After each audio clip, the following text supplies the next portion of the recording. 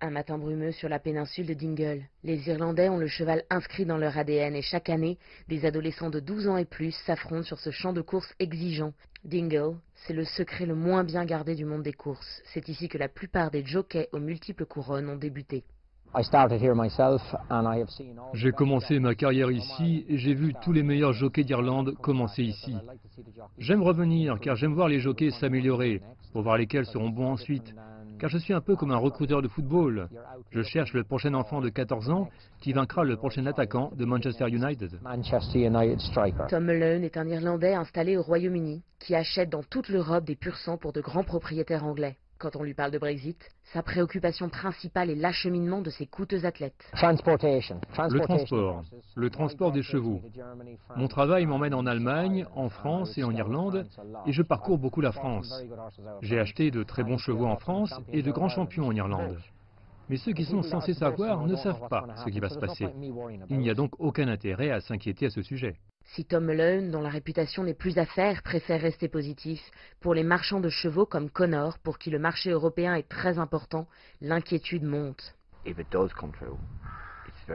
Si on a un hard Brexit, c'est très inquiétant. Nous devrons mettre les chevaux en quarantaine, et pour nos clients, s'ils viennent acheter un cheval, cela leur coûtera plus cher. En ce moment, avec le Brexit, la livre sterling est en baisse. Les Anglais étaient avantagés lorsque la livre était forte. Mais l'autre problème, c'est que va-t-il se passer à la frontière? Parce que nous avons actuellement un marché de libre-échange entre l'Angleterre, la France et l'Irlande. Si un cheval quitte cette écurie aujourd'hui, il est en France en 2 jours. C'est garanti, il arrive dans 2 jours. Mais avec toutes ces incertitudes, ça pourrait être 28 jours au même moment l'an prochain. On n'en sait rien.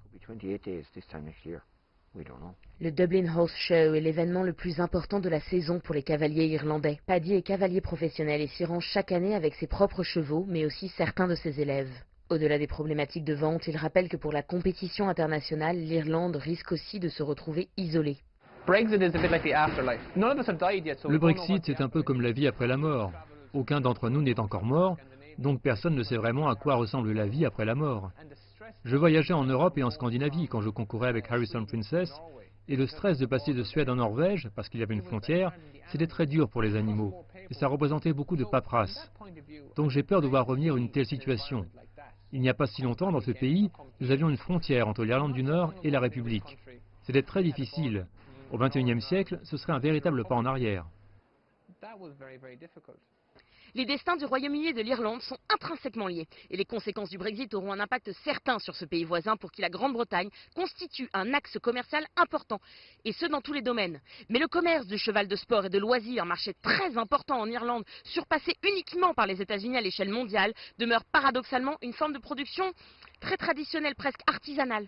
L'inflation des prix et les coûts exorbitants d'envoi de leurs produits est une véritable menace à ce pan de la culture irlandaise. Floriane Virgile, Dublin, CGTN.